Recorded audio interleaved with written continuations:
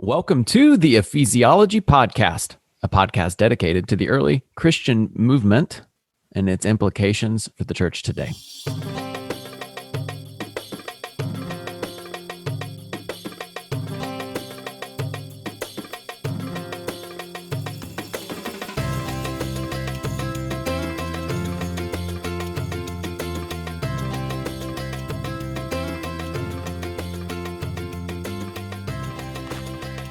Today, though we are missing Matt Till, he is out and away with his family.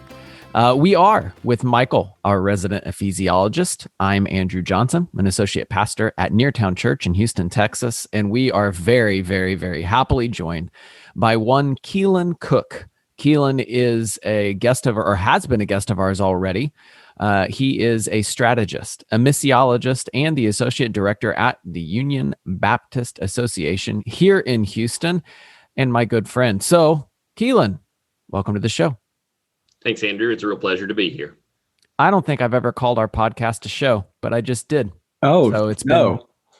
It's now live for all to hear. So we are in the middle of a series of podcasts and presentations all around raising resilient children. Now, I don't think, scratch that, that's sarcasm. I know that we are not the first people to talk about raising resilient children. We don't think anybody who's discussed this matter previously hasn't really scratched it like we think they should have. But what we are seeing is such a need to help parents today who are kind of asking these questions, as all parents are.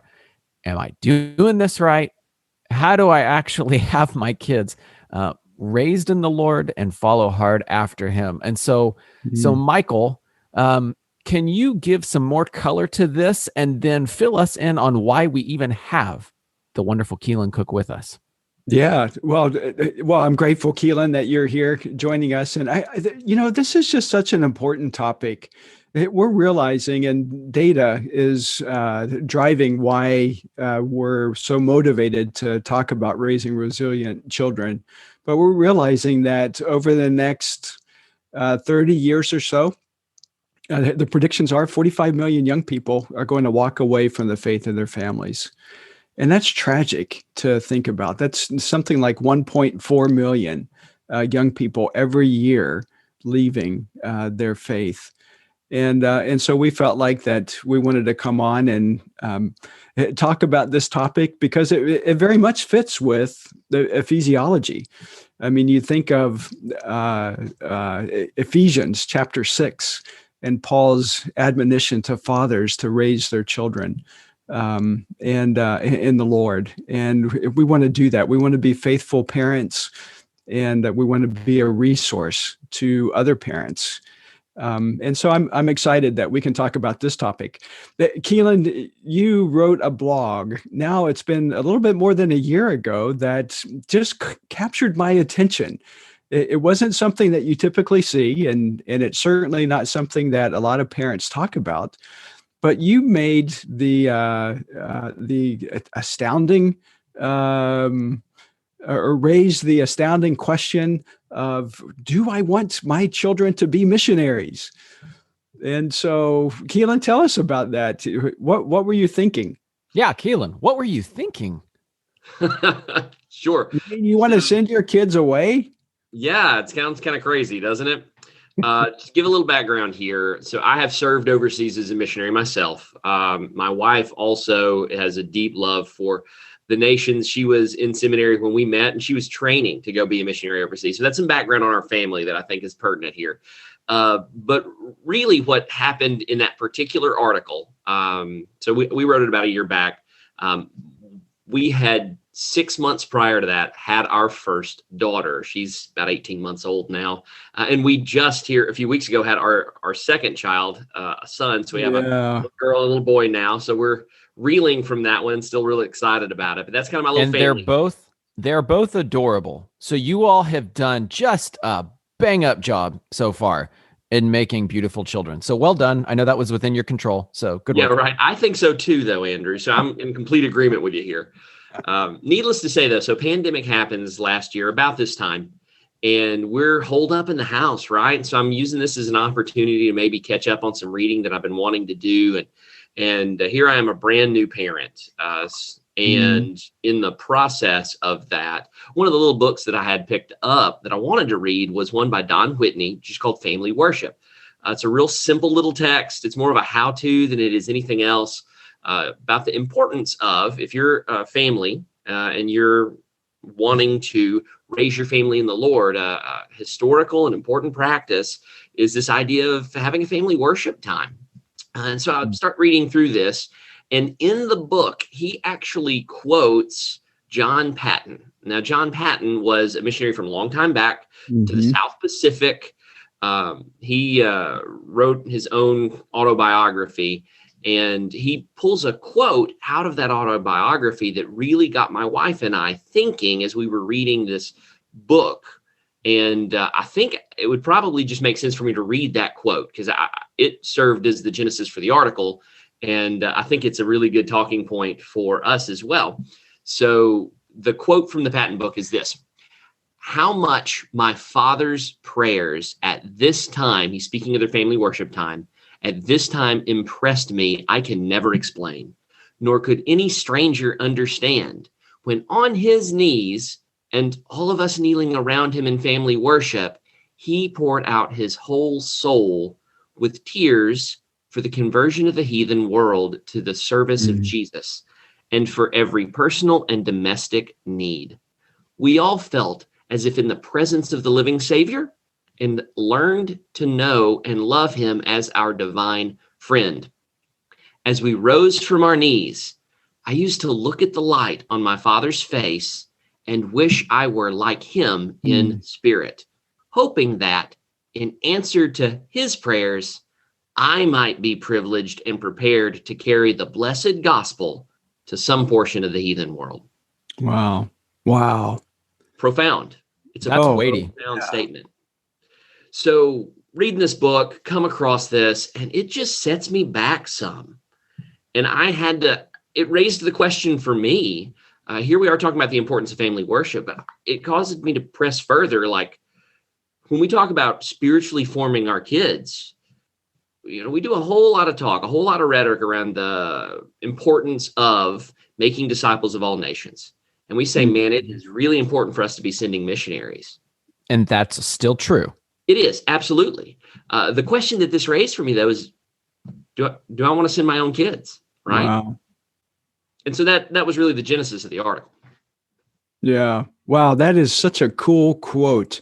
And to think, and we've talked about this so often, Andrew, that discipleship is more often caught than taught. And here John Patton is observing his father in his prayers, and that made a difference in his life. I mean, it impacted him incredibly. What a great quote. That quote from me is incredible. And I'm reading it, I'm listening to it almost again, just like we're asking Keelan and Meredith how they've changed all their things. I'm trying to look back at like, what's are the prayers that I pray over my children, are they being caught? Like, it's not so much a teaching thing, but like, do they hear them? Or is it just that nice thing that I do for them before they go to bed? And it's almost like that nighttime lullaby. Am I lulling my children to sleep with my prayers? That's really what I'm wondering. I don't think so, but I wonder if it has that same impact. And I'm stirred to wanting already listening to that, just like our last podcast and our last few podcasts of me questioning all of my parenting decisions and saying, do I need to change everything to actually raise the resilient children in the kingdom that I hope to?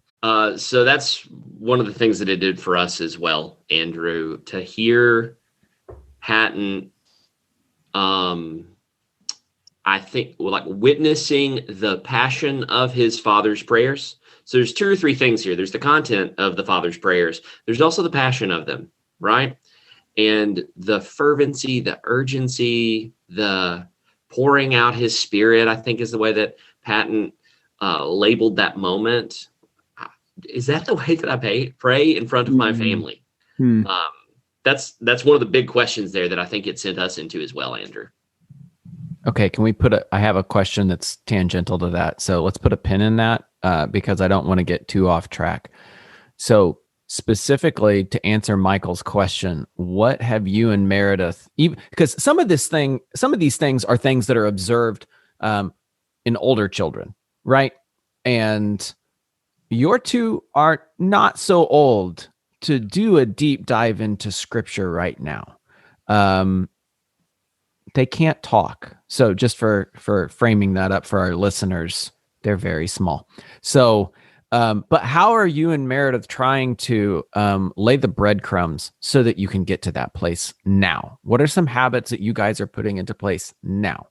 Yeah, and I think that's the right way to view it is habits. So the way that we've conceived of this, just exactly like you said, like our kids aren't dialoguing with us about stuff yet. Nora is now 18. Well, you're just not understanding them. That's the thing. Well, no, so that's really true, and it has certainly become true with Nora over the last couple of months. I remember those days. A lot of chatter going on. We had no idea what they were saying, and we couldn't communicate intelligently. But fervency in relating words, noises, and thoughts. It's true. She tries very hard to communicate with us right now. The thing that's getting increasingly clear is how much she understands of what we're saying already. Yeah. Which I think spins into the idea of what we're talking about here. So watch your swearing. That's what you're saying? Yeah, right. Yeah, okay, stop swearing. That's what I'm saying. Yeah. How do we, though, take advantage of the moment that we have here? How do we set ourselves up for a long-term trajectory toward discipleship, right? Discipleship's not an event. Discipleship, I think it's a patterned lifestyle. Michael, you said earlier that so much of it is caught, not taught, and I think that's true. So what we want to do is we want to create an environment that our children grow up in that is authentic concerning the gospel. And in doing so, we want to do, what's the best way to say this? Priority, regularity, and I'll say activity, maybe, kind of as three ways that we want to think about building this environment. We want to put a priority on the gospel. We want to put some regularity into practices and habits in the house so that our kids, so we have the benefit of them being very small right now. And because of that, we can have some habits already instilled in our home that they're just going to have always grown up knowing those habits. That's just the way a home is to be ran and operated. And then activity, like we want to create opportunities where they're actively engaged in the kinds of things that would lead them to have a heart for the nations. And so that's really what we're trying to do. What does that look like in practice, though, right? Well, one, I started by reading that family worship book. I think that's a big piece of it, right? And Patton himself is referencing back to that time when his family would have that daily moment where their family would get together and do this. So it sounds a little weird, but we decided to go ahead and institute a practice with our children that can't read and they can't talk to us yet, but we've already started trying to have family worship. And for Nora's sake, and now for Ezra's, though he's 3 weeks old, but for Nora's sake particularly, start him young. Yeah, right. We've incorporated, so like the Jesus Storybook Bible is the thing that we use with her. It's the best. And yeah, we love it. We love it. And so every night at dinner, we've instituted this concrete practice in our home where we clean up the table and we stay at the table, and we're going to have a moment where we read through the story for the night for Nora as a part of our family worship time. And it's fascinating. When we started this, she was, we're probably right at about a year, I think is when we started doing this with the Storybook Bible. And in the beginning, it was very hard for her to sit for more than a page or two of it. But now we've got to a moment where Nora's asking for family worship before the meal is over. She recognizes what we're doing. Great. She points to the book on the shelf. She's excited about that time. And so even if she's not catching everything we're doing in those stories right now, we're demonstrating the priority of time in the Word together. We're demonstrating the importance of this story, and we're starting to, I hope, develop a love for the contents of this story. as she gets older and starts to understand it just from those earliest moments. And so it's becoming a practice. It's becoming a habit in that way. And so that's one of the things that we're doing. That's pretty great. Michael, you left Keelan and I. We looked at an empty screen, and it looked you went to go pilfer a book. So what did you go to find? What are you poring over that you're just so excited about? Well, no, I did. I went to get my copy of John Patton's autobiography, and thumbing through it a little bit. This is a really old one, but is that first anyway, edition? Yeah, no, I don't think so. He was a Scottish missionary in the late 1800s, but yeah, I just wanted to see if I could quickly find that. It's been years since I've looked at that, so this has been a great stroll down memory lane of thinking through the biographies of missionaries. Let the readers beware. There's now going to be a blog or two based on John Patton and his life's work and thoughts from Michael Cooper coming soon to Ephesiology. Yeah, well, I don't know so much about that as much as, it reminds me, Keelan, of another blog that you did on the importance of reading missionary biographies. And I was so impressed by that because I think you're absolutely right. I can remember when during my university years, I made it a point to read one biography a month of a missionary. Brilliant practice. And boy, it was just revolutionary for me, because it got me thinking that, boy, you know what? There's more than just simply being an architect in this world. I could go and serve the Lord in other places, and biographies do that. They put you in the life of different people, and you get it, or at least I did. I could get excited about their lives, but that's kind of what we're talking about here too, in a different way. Some of us grew up in Christian families, like our children are doing, where we can really make a difference in their lives by talking about missionary things and doing missionary things, so that they see parents as an example of really what is might even be thought of as a discipline of the Christian life, that we're on God's mission. And we are all, no matter where we are, called to make disciples, and how important that is. Okay, but this I have a question that you are touching on. Keelan hit on it earlier. I said, let's put a pin in it. You have just brought it back. So I'm sorry for jumping on your wise words, but I want to hear more wise words from you. So the question for you and Keelan both, now contextually, we as leadership are asking right now, how do we continue to cultivate and develop a passion for the Lord at Neartown Church? Keelan, you can, I will not betray you with your reaction, so you don't have to say anything out loud. For the video viewers, you're going to see. But sometimes at Neartown Church, we have a wonderful, sometimes less than passionate response to what God is doing in our body. And again, please don't mishear that. Like I could waste days, weeks talking about how wonderful our people are and the things that God is doing in and through them and how thankful I am for them. But I feel passion is lacking. And we're talking about how do we help develop that passion? Again, not looking down on anybody because they don't have what I think is a good passionate level, but just saying whatever you are, or wherever you are, how do we help you grow in your passion for Christ? And so now I'm asking both of you, because Keelan, you've hit on it. Michael, you've hit on it. How do you think we as parents can help develop that lifelong passion for Jesus? Again, a conversation not around how do we pass on information, but more so how do we pass on that love, that excitement, that desire to grow in this faith and this Lord that we love and serve. So whoever wants to take it, go for it first.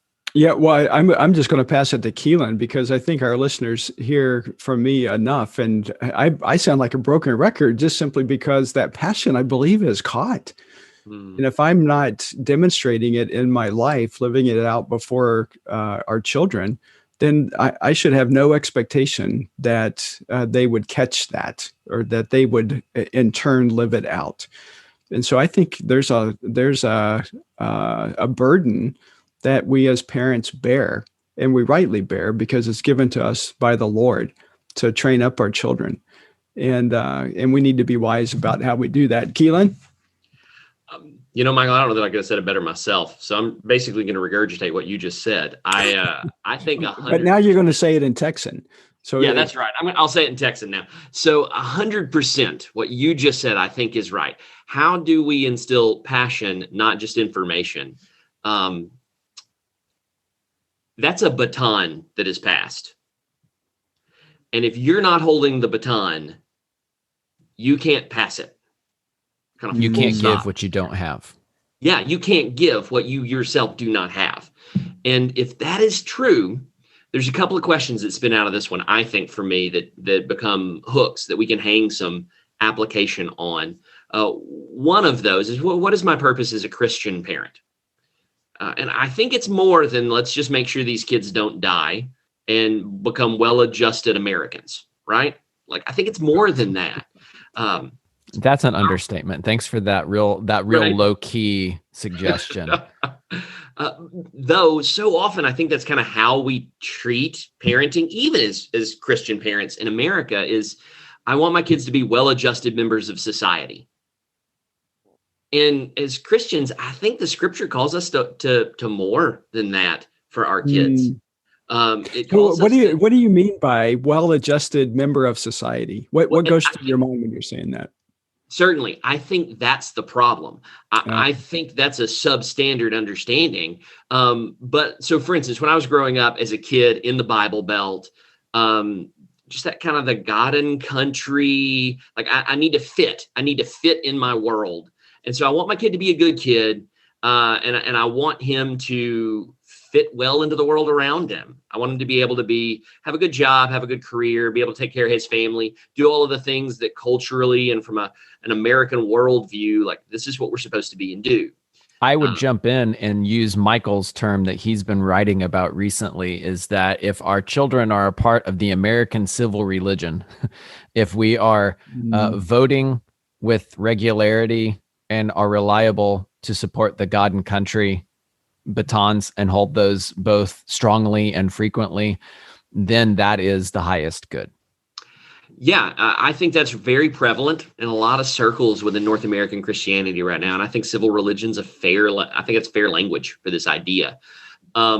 There's, I think, a spectrum there, right? Like you've got some that are full bore into that. You've got some that probably don't realize how much they're into that. And they've just, I don't know, they've coalesced or syncretized their understanding of what it means to be a good Christian with what it means to be a good American. And so I think that's somewhat problematic. I think we're called to more than that, though, right? What are we, in fact, called to? Parenting is at its first spot discipleship, right? Like these are the first disciples that God has now entrusted me with taking care of in my family. And that's discipleship in the sense of like pre-evangelism all the way through like crossing the line of faith and then becoming a fully formed disciple, right? So I'm sharing the gospel with my kids in hopes that they themselves accept the true goodness of the gospel and begin to walk in accordance with all that God would have for them and all that is revealed in Scripture. If that's true, and our rhetoric is, particularly as evangelicals, is so like, we're all about making disciples of all the nations. Well, is that not then the highest good that we could have for our children, is to be those who are fully, deeply engaged in that mission, that commission that we've been given by Christ. And so that changes your goalposts all of a sudden on what you want for your kids. Everybody says they want what's best for their kids, but how do you define best is a really important question here, because best for many does not look like going overseas and living where there's no electricity, or perhaps in the middle of political turmoil, or among a whole Muslim population or something to that effect. Most people wouldn't describe that as best, but from a biblical perspective, that may absolutely be what's best for my children. And so Mm. there's that tension and tug between what my culture would tell me to do and what scripture probably tells me to call them toward. Yeah, good, good. I love that, and I think too. I mean, there's one sense, and I don't want people to be mistaken that we believe that every the parent needs to raise their children to be a missionary that leaves the United States and goes someplace. They raise support, and all the traditional things we think about missionary. But at the same time, we have to realize that making disciples is an essential part of what it means to be a disciple of Christ. And to be a missionary today could look 100 different ways. I'm thinking here, thinking about the book of Acts and Paul's ministry and the number of people that he had around him that certainly were engaging in the places that had no contact with Jesus. They had never heard the name. They had no clue about what Christianity was about. And you think about those people, they were business people, they were lawyers, they were politicians. They were, they came from every walk of life. And so it was just who they were. It wasn't a title that they bore other than being Christ's follower. And the natural outcome of being a Christ follower is to be a maker of disciples wherever they are. It's identity. And this comes back to that same thing that we keep talking about over and over. Part of your identity as a Christ follower, part of your identity as a child of the King is synonymous with missionary. It is not a special class of religious person. Right. It is not the kooky ones who decided to just abandon all reason and travel overseas. Keelan, I really like how you phrased it. It's almost, again, it's your two options. Door number one is what we deem as best for ourselves and for our children. And door number two is what the Lord has deemed as best. And oftentimes, door number one actually is pretty narrow. What we deem as best. It's an honorable career with a very nice income in a comfortable neighborhood, in a comfortable space that's also nearby us as parents, so we can come and visit you and the grandchildren frequently. But what the Lord deems as best is wide and varied, because what is best for Keelan Cook is not, the specifics of what is best will look different for Keelan Cook than they do for Michael, our resident ephesiologist. What those things are, it is not cookie cutter missionary. You must go to this only to unreached people groups. And if you are not a missionary to an unreached people group, then you are a subset of missionary. You aren't a real Christian. No, like Michael's saying, like the lawyers and the doctors and all of these people in the fields that God has raised them up in, he is asking for a primary purpose of a Christ seeker, seeking to make God's glory known, seeking to declare to others that God is in the business of making all things new, uniting all in him. That is primary, and that is what we get to do. That seems to be the highest good that we can be about, both for ourselves and for our kids. Am I right sizing that, what you both are saying? I think so. And I think the way that we're talking about it right now, I think brings up a bundle of points that are really important here, right? So first, I think that what is best sets a course direction for us here, right? Like if I'm going to go after what the Bible says is best, that may have me trying to instill values and instill aspirations that I wouldn't be concerned about instilling if whatever our culture says is best is best. So there's kind of a course direction, I think, a fork in the road, so to speak, when you get there. But then there's some variation as a parent that I think we have to navigate. On the one hand, so there's an inverse to this question for my wife and I, right? As we talk about this issue, do I want my daughter to go be a missionary? I think from a biblical perspective, the answer to that question has to be yes. I do. I want her to go because the Bible compels us to the nations. It tells us we should go. We need more missionaries, not less. And so, and by that, I mean, we need more international missionaries, people who are willing to uproot their lives and go to the unreached. And so I think the answer has to be yes. However, the inverse to that question is, well, what if we lean in that direction and then the Lord doesn't call her overseas? Am I going to be disappointed by that? And I think the answer to that question has to be no, because what we really want her to do is be right in the center of where God would have her doing the Great Commission. And that may be in some other career here in the States. It may be in a very different location than I would think, than I or my wife would choose. Whether that is down the street so that we get to see our grandkids all the time, or that's, in Kuala Lumpur or somewhere completely divorced from here and way far over there. I think there's a tension that holds in that one, right?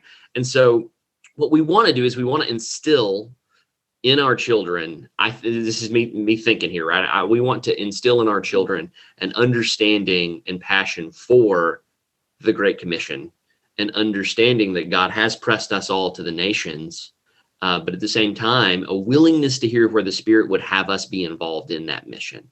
Yeah. And we want our daughter and our son now, right, to be obedient to that, wherever that may lead them. But it's a both and, isn't it? At some level, I mean, there's, I think in terms of where our three are, they're all pursuing careers, as one as an engineer, one as a journalist, one as a social worker, but with the view that God would use that to catalyze them into international missions, that they wouldn't be the traditional missionary, because I think we're facing some interesting challenges in the context of the United States with the decline of Christianity, that the traditional missionary is probably going to be a little bit different than what we think of. But and so there's that as a possibility for an avenue into missions. Mm-hmm. But there's also the possibility of those who might not deploy internationally, but still can have a heart and a passion for missions. You think about Patton's father, who's on his knees praying for the salvation of the lost. And so there's that needs to be cultivated into our children, even at a young age, so that even though they might not aspire to go internationally, they can still be passionate about the need to take the gospel to those who haven't heard, whether that's, through the ministry of prayer, financial support of missions as well, and even short-term missions where they could help to come alongside of others that are in the long term. Well, I was going to jump in earlier, Keelan. I thought you were going to throw an early curveball. And what you said is wanting this for my daughter. And then you said, well, what about the inverse? I thought you were also going to launch back into and making sure that we as parents also don't feel ourselves are now, I don't want to say out of the game, like that God wouldn't send us again to be international missionaries, because we get into that very sticky place now of we have children. Those children are actually grandchildren. What do the grandparents think about taking their grandchildren over to insert place without electricity or hostile environment, either in Turkey or in other places that, my heart has been pulled towards for so long? What are the ramifications of still being on mission and saying, I am still so Christ focused that I, as a parent, want to take my family over there to do this? Yeah, look, Keelan, as reserved as he is about to launch out of his seat. I can just see it on the screen. Yeah, you can. So you're meddling at this point, Andrew. Oh, that's what I do. As we have established, this is my role on Ephesiology. I meddle. No, I think that's a wonderful question. And that's the way you phrased that has been, so, I mean, again, if we take the occasioning incident for this whole little dialogue with my wife and I, as we're seeking to see this quote and go, man, how does that make us think about how we raise our kids? And it says, well, we need to be very transparent. One, we need to have a passion for the nations. You can't instill a passion that you don't have. So we, in fact, need to have that passion. Two, we need to be transparent and visible about that passion with our children. They need to know it exists. It needs to kind of overflow out of us into them. Three, wait a minute. If we really work hard on rekindling this passion and making sure it is there in our life, what happens if it works? And so that's been a thing that we've thought through too, is like, if I think it's best for my kids to go, and I've settled that question in my head, I have to be willing to say it's best for us to uproot and go too. If that's in fact what the Lord would have us to do at this point, is pick ourselves up, family and all, and go. And so you'll hear, and David Platt will talk about it this way when he talks about putting your blank check on the table, right? Like, always leave your blank check on the table, signed, so that the Lord can pick it up and say you're moving to Nepal. And I think that's a fair statement, and I think that's probably a pretty helpful way to consider it. Is we have to perennially be open to the Lord saying, pick up your tents and move, because it's time. Yeah, boy, that's a good word. That's a challenging word for all of us to think about. Are we willing actually to go?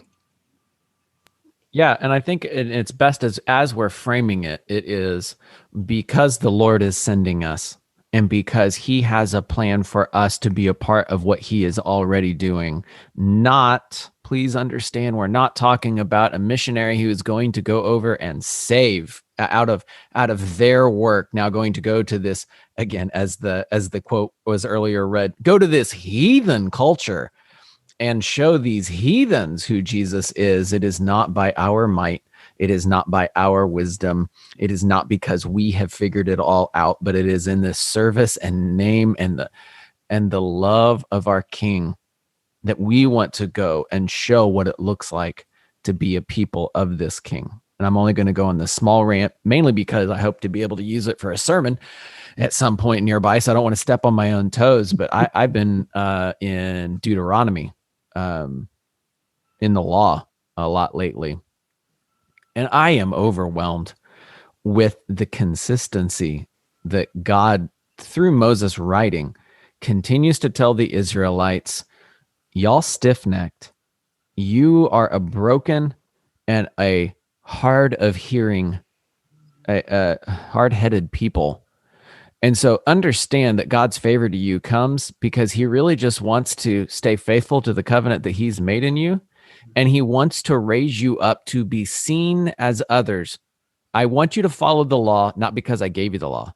I want you to follow the law, not just because it's best, but I want you to follow the law so that when people see you, they say this righteous people is righteous because they serve a righteous God. And that is why the law is given. And that is why God remakes us in our identities. And so when we talk about missionaries going over to other cultures, it is not to bring just information, but to bring life change and to declare the goodness of God, because we're your neighbors who love you too.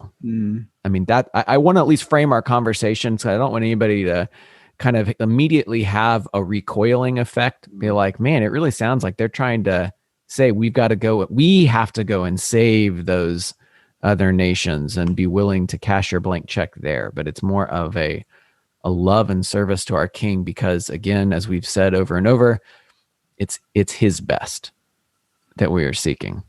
Good point.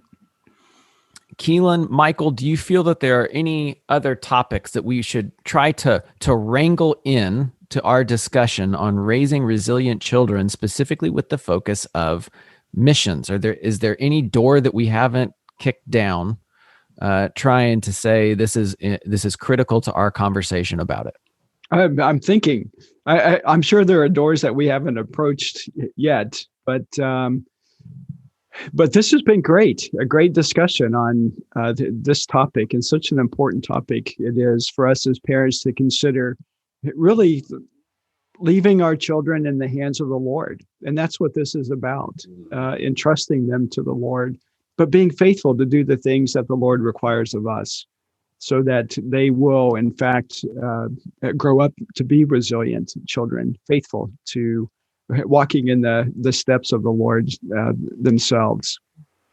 Yeah. Andrew, I think if I could just, like, one thing I'd like to add to parents, right? Don't underestimate how much your concerns influence those of your children. Mm. So if something weighs heavy on your heart, there's a good chance it's going to weigh heavy on theirs. Mm. And that's a chair that spins in both directions. You know what I mean? Like, that cuts both ways, right? If we are concerned about, worried about the right things, and we're modeling for our children what it means to be focused on those, passionate about those. If we are concerned about things that aren't the right things, we give an outsized influence to fears, concerns, things that aren't what scriptures would have us be most focused on. Then we're teaching in that direction too. The situation, as best I can see, and this is true of all discipleship, right? It's not should I teach my children? It's what am I teaching my children? That's really the question here. You're always discipling. What are you discipling them towards? That's exactly right. And so I think we just have to be cognizant of that. I think we have to think through that one as parents, because if we're not careful, we wind up filling them with concerns for things that are less than what Scripture calls us to, because it's what we're most focused on ourselves. So when your kiddos are able to repeat this, and Michael, I don't know if you've ever had this moment, but there is nothing more humbling when your kids say something out loud, either out of disdain or reaction to something, and you have to stop and you're like, where did you get that? Like, where did that come from?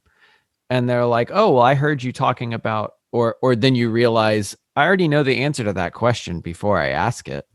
When it's small things like my love for Spider-Man, I love when they love Spidey and Marvel stuff, and kind of chuckle when they don't like DC stuff as much. And that's okay. In a joking way, I have discipled them in this, that the wise way is Spider-Man and Marvel. And I'm kidding.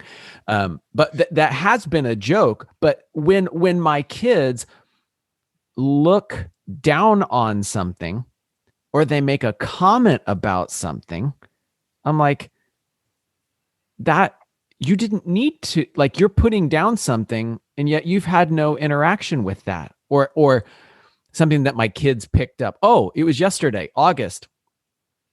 Oddly enough, it was Bugs Bunny. I know the root of it, but there is a newer Bugs Bunny cartoon, and Bugs Bunny said namaste as a greeting. It was a very new Bugs Bunny. And so August said, he said that, I think at Sunday in Kid City or something, or in a greeting. And I stopped. I said, where'd you get that? I don't know. Do you know what it means? No. So why are you saying it? I don't know. Well, let's have a conversation about repeating things that we don't know what they mean. And then I told him what it meant. And we had a nice, very, very short discussion of, if this is what this means, is this Christ honoring? Is this along those lines? Or is this pointing to something else? And so again, it was something that I had okayed them watching. Yeah. Well, there's a good missiological question for us, Keelan, that we'd have to wrestle with, isn't it? The rightness or the wrongness of saying namaste. Yeah. You've got a whole question there. Yeah. That's a tangent worth exploring at some point, probably, right? I better say, while I was cooking dinner and trying not to burn stuff on the stove, I just went for the quick assault of, let's not actually approach, or let's work out the God in me sees the God in you, and what does the Imago Dei have to do with all of this? Another time, longer conversation. But I do think your point on what are we discipling our children towards has to be asked. And because, which, by the way, I love that you said it, Keelan, and it wasn't Michael, because I think actually Michaela said it on our last podcast, is that discipleship is not an event.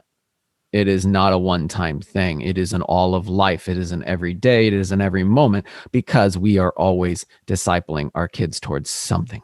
Mm-hmm. So what are we placing the highest value stamp on? And what of our own proclivities are we passing on that we would rather say, you know what? I don't want to pass that on. So how am I dealing with that? How am I bringing that to Christ? How am I being made new in this area so that my kids don't pick that up?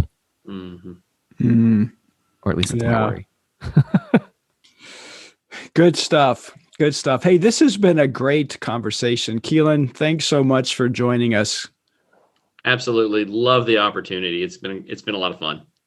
Okay, so I'm not going to put a timestamp on you because you're still working on all of your doctorate stuff, but at least a subtle plug. At some point in the future, we hope to actually bring Keelan Cook into the Ephesiology master classes and have him bring his wisdom and his brilliance on a specific topic.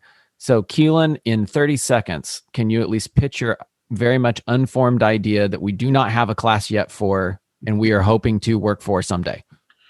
Yeah. So one of the things that I'm working on right now in my current research is like a history of missions.